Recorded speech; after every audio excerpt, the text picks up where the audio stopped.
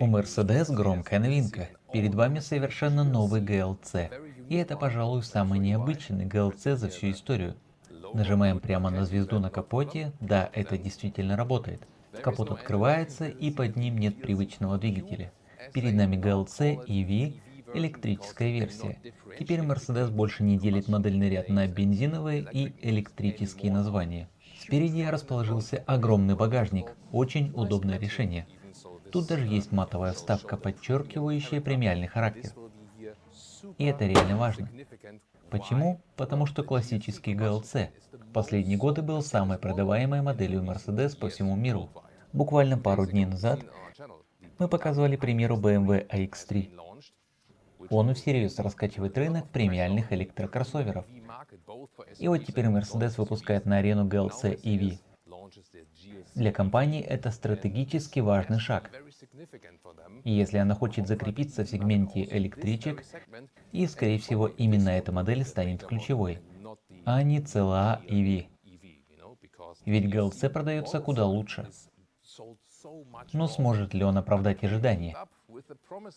И как будет смотреться на фоне iX3? Мы сделаем отдельное сравнение по всем электропараметрам и ключевым характеристикам. С вами Томас и Авточувство в 4К на полный экран и в полном формате. Теперь посмотрим на абсолютно новый дизайн передней решетки. Она станет новым фирменным стилем Mercedes. И не только для электромобилей, а для всей линейки. Что изменилось? По сути, это перекличка с классическими Мерседесами. Решетка стала выше, получила хромированную рамку. При этом она не бросается в глаза как электрическая, а гармонично сочетает современный стиль с подсветкой. Пиксельные элементы даже анимированы, красиво играют при открытии и закрытии машины. В итоге получается смесь классической бензиновой решетки и свежего аэродинамичного подхода. Теперь к деталям световой оптики.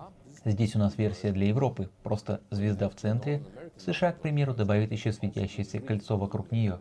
Все дело в законах. В ЕС автопроизводителям запрещено подсвечивать логотип один в один как корпоративный знак.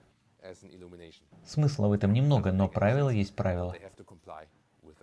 Так что американские клиенты получат сияющее кольцо вокруг эмблемы. В базе решетка идет без подсветки, а начиная со средней комплектации подсветка уже включена в стандарт.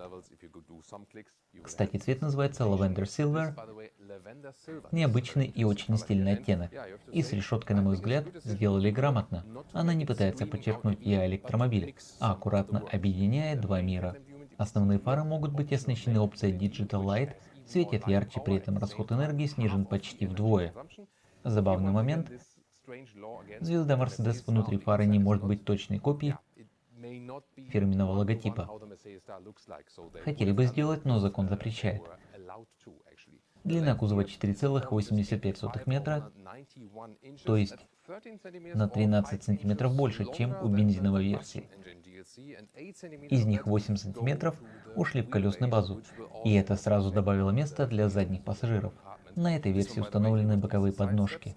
Смотрится эффектно, хотя без них вполне можно обойтись.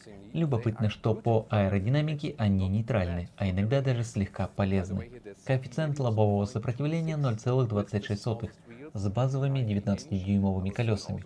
Позже мы сравним эти цифры с BMW iX3 вместе с батареей и другими параметрами в отдельном блоке GLC против iX3. Колеса начинаются с 19 дюймов, а здесь стоят максимальные 21. Дизайн частично аэродинамический, но широкая резина, конечно, уменьшает запас хода. А вот на стороне Лии стоит еще одна версия в красном цвете с пакетом AMG Line Plus. Здесь больше черных акцентов за счет Night Package и других деталей. Покажем ее совсем скоро. Но начнем с более реалистичного варианта, того, что ближе к базовому исполнению. Хотя будет ли он действительно дешевле, до цен мы еще дойдем. Перед нами стандартный AMG Line, у него оконные рамки остаются хромированными. Становятся черными они только в случае выбора Night Package. AMG Line Plus, который мы увидим чуть позже, это по сути тот же AMG Line, но с расширенным набором опций и тем самым Night Package в комплекте. Все просто. Сзади у GLC новый дизайн, Фонари объединены в единую черную полосу на всю ширину. Решение спорное, кому-то понравится сразу, а кому-то придется привыкнуть. Внутри же снова можно разглядеть фирменные силуэты звезд. Теперь к технике. В базе стоит стандартная подвеска, а за доплату доступна пневмоподвеска Aeromatic вместе с подруливающей задней осью. Колеса могут поворачиваться до 4,5 градусов в обратную сторону. Пока не ясно, будет ли эта опция доступна на всех рынках, детали уточняются. Идея в том, чтобы собрать максимум комфорта в одном пакете.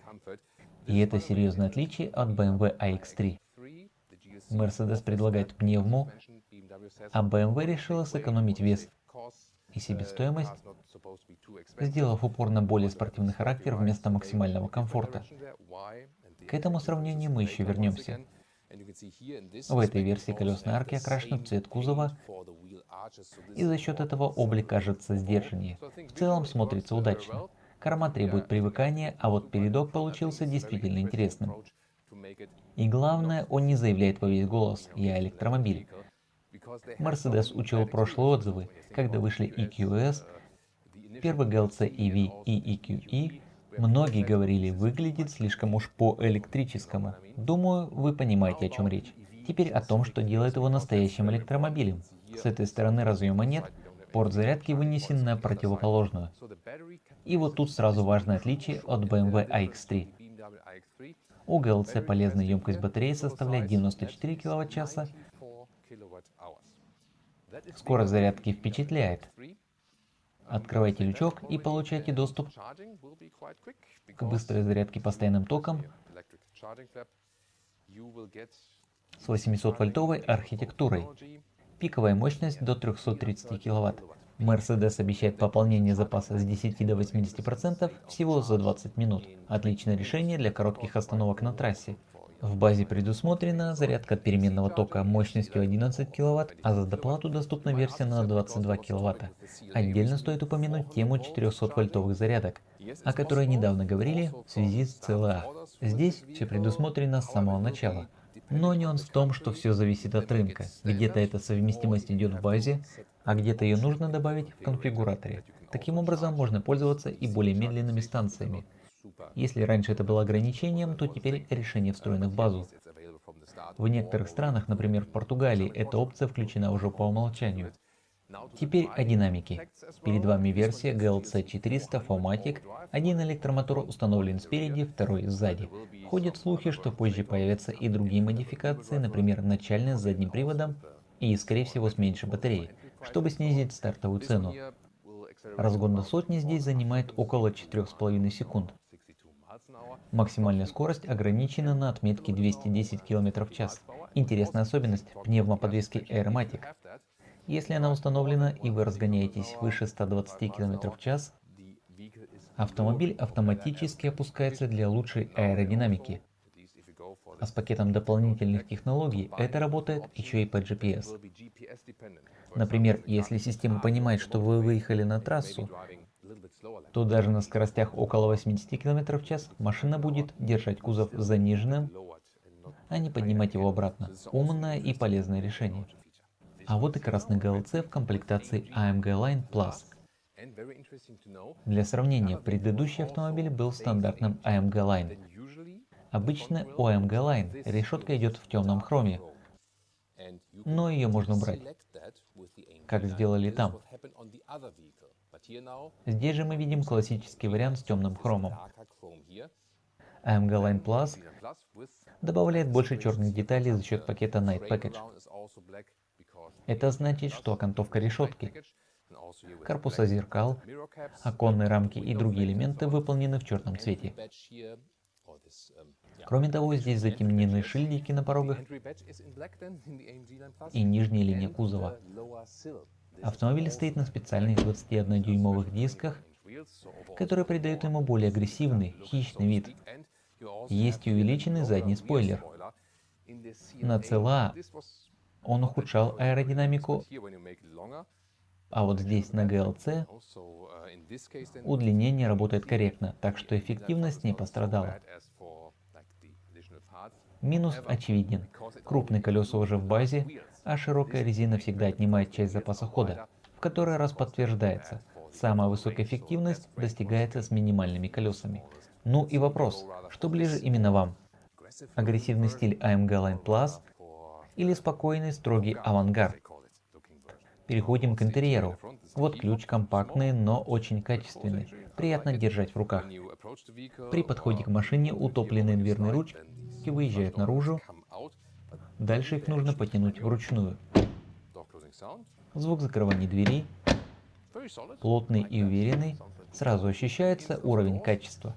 Внутренняя обшивка дверей полностью закрыта, с красивой интеграцией атмосферной подсветки. Смотрится эффектно. Единственный момент. В карманах дверей нет фетровой отделки. Из салона можно открыть и передний, и задний багажник. А можно нажать прямо на логотип снаружи, тоже сработает. Классная деталь. И вот плюс. 4 отдельных клавиши для стеклоподъемников. В отличие от CLA, где сделали 2 переключателя, здесь все привычно и удобно.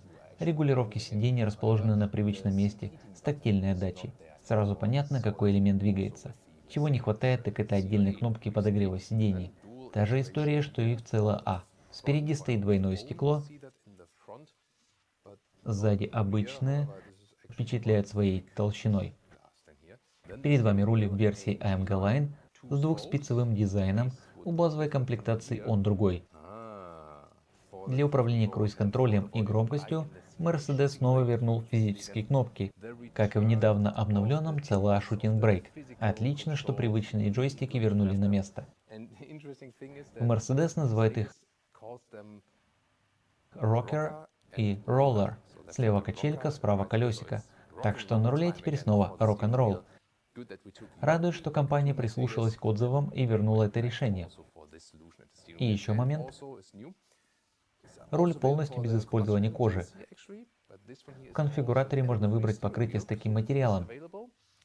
Выглядит и ощущается оно абсолютно так же. Для моего AMG Line. Именно доступно и для AMG Line.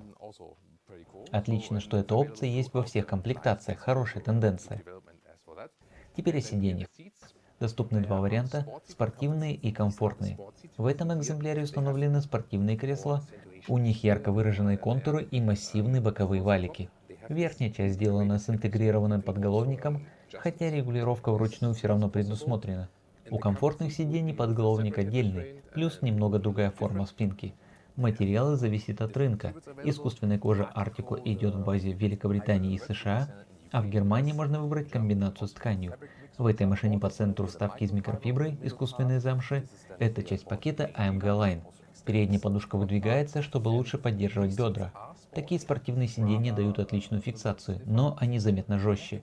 Версию с комфортными креслами нужно будет протестировать отдельно. Это важно для честного сравнения с BMW iX3. По первым впечатлениям, у iX3 уровень комфорта выше, чем у этих спортивных.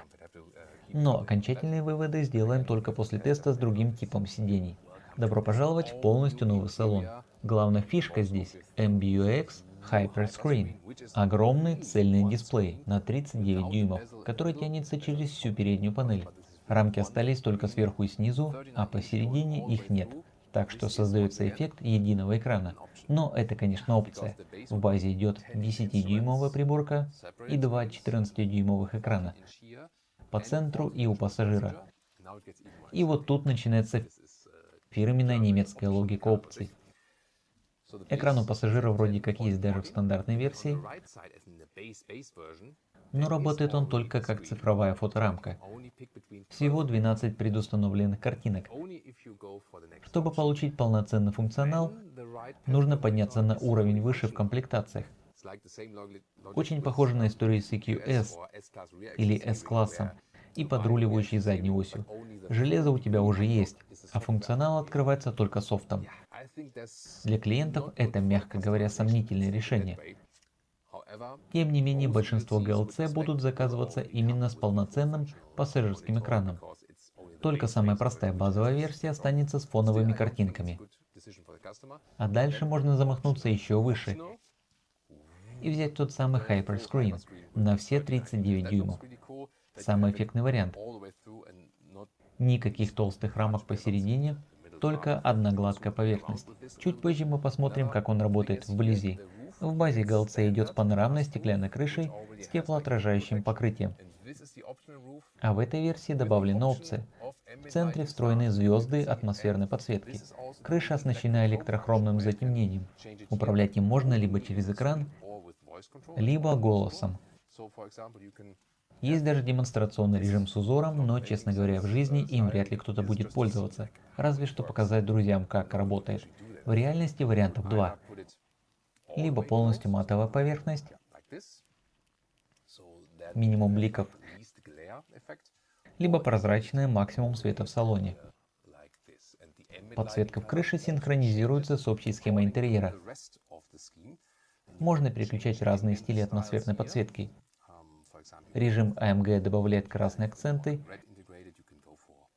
Есть также Polar Night, Cosmic Glow. У меня сразу ассоциация с Cosmic Gate и Big Sur. Есть и волновой вариант, который можно сделать максимально ярким. Тогда контуры подсветки в дверях меняются синхронно, а потолочная подстраивается под них. Смотрится очень эффектно. Переключение между источниками навигации работает быстро. Например, включаем встроенный GPS, и картинка плавно уходит на боковые грани экрана. Возможно, именно эта студийная машина немного тормозит. Посмотрим, как будет в серийной версии. Климат-контроль полностью цифровой. Физических клавиш нет, но подсветка синхронизируется с настройками, и выглядит это зрелищно. А вот дефлекторы турбинного стиля с четким щелчком при повороте. Очень эффектная деталь. Еще один приятный момент. Здесь почти нет глянцевого черного пластика. Вместо него фактурная вставка в стиле Tech Mesh.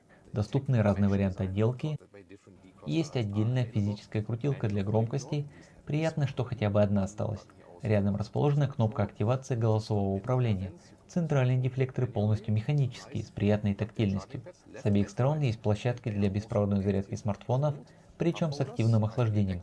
Подстаканники тоже умные, отлично держат кофейные стаканы.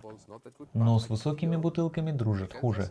Зато усилие фиксатора стало заметно сильнее, так что позже проверим, как они справятся с тяжелыми бутылками. Чуть дальше расположен раздельный подлокотник, а под ним удобный отсек для хранения.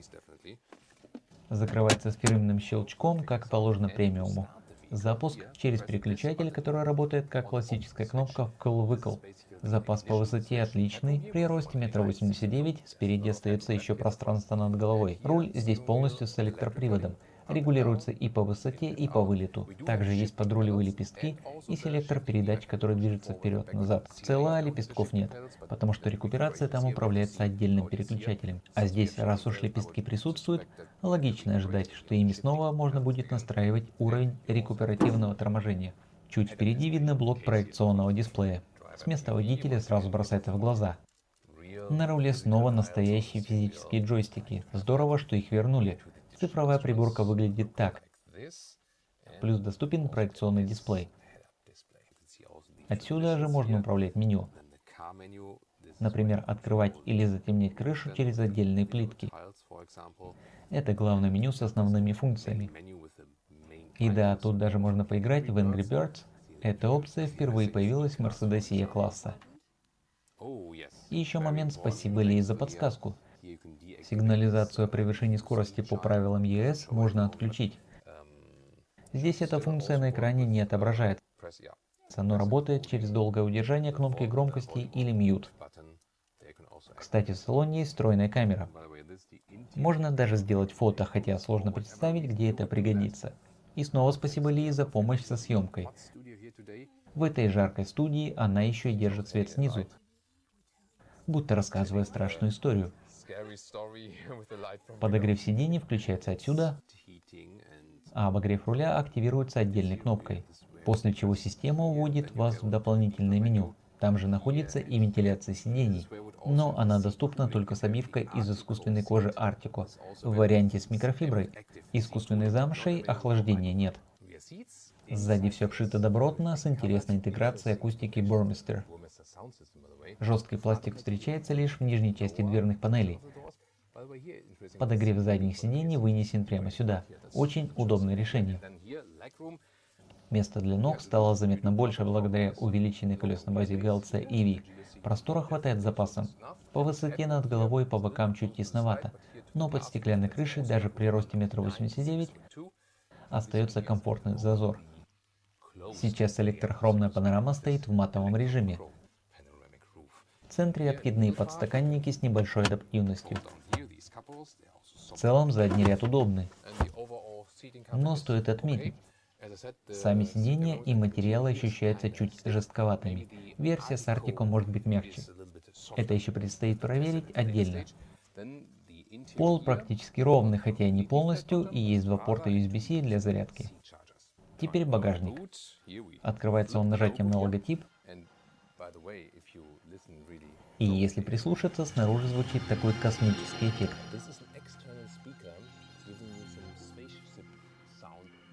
У CLA тоже есть подобное.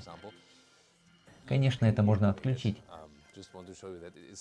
Но при желании создается атмосфера научной фантастики прямо возле машины.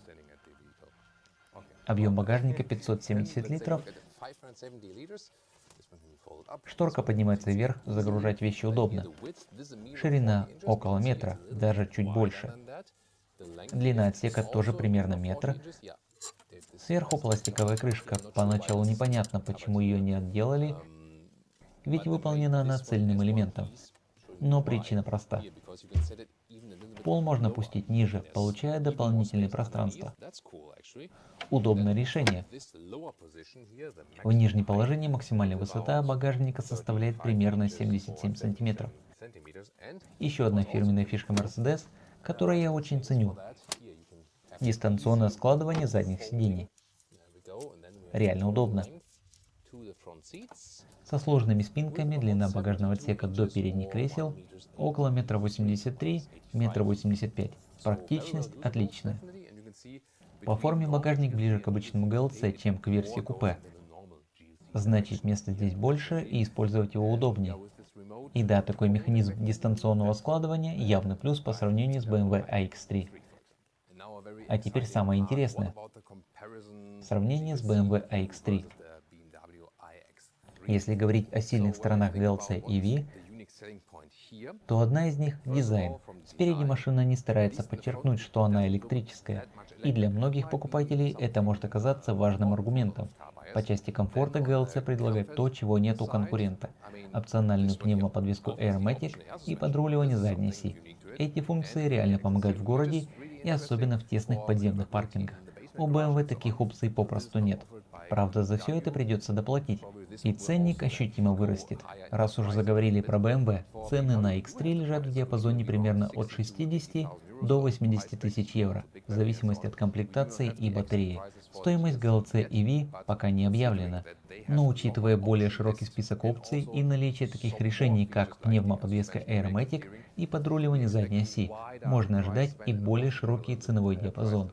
И в целом чуть более высокую цену по сравнению с BMW. Мы обязательно будем держать вас в курсе. Теперь к цифрам, которые особенно важны для электромобилей: запас хода и эффективность. Здесь преимущество на стороне BMW iX3. Разница в полезной емкости батареи у старших версий составляет 14 кВт-часов, у GLC 94 кВт-часа, у BMW 108 кВт-часов. И это ощутимая разница. Плюс аэродинамика. Коэффициент сопротивления у iX3 0,24, у GLC 0,26 в оптимальных конфигурациях. По официальным данным WLTP, запас хода у GLC до 700 км, у iX3 до 800 км. То есть примерно на сотню километров больше в пользу BMW. В реальной же езде цифры такие. GLC сможет пройти около 550 км, а iX3 ближе к 640 км. Разница примерно 90 км, и для многих покупателей она станет решающей. Итак, если подытожить, GLC EV делает ставку на комфорт, особенно за счет подвески и дополнительных технологий, а BMW iX3 выигрывает по запасу хода, эффективности и емкости батареи. Это главное отличие, которое заметно уже сейчас. Как только появятся официальные цены, мы обновим информацию, либо прямо в описании к этому видео, либо отдельным постом, так что все детали вы обязательно получите. Ну и конечно, я очень жду возможности прокатиться на нем. Только тогда получится провести честное прямое сравнение GLC и iX3 и вынести окончательный вердикт. Что особенно интересно, скорость, с которой немецкая автоиндустрия вкатывается в электросегмент. Обе модели серьезные игроки не только среди кроссоверов, но и среди электричек в целом. И речь здесь не только о дизайне. Технологии, которые мы видим сегодня, станут базой для будущих моделей электрического E-класса, электрического S-класса и других.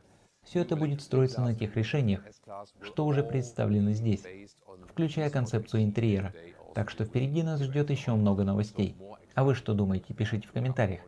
И если вдруг пропустили, обязательно посмотрите наш обзор BMW iX3.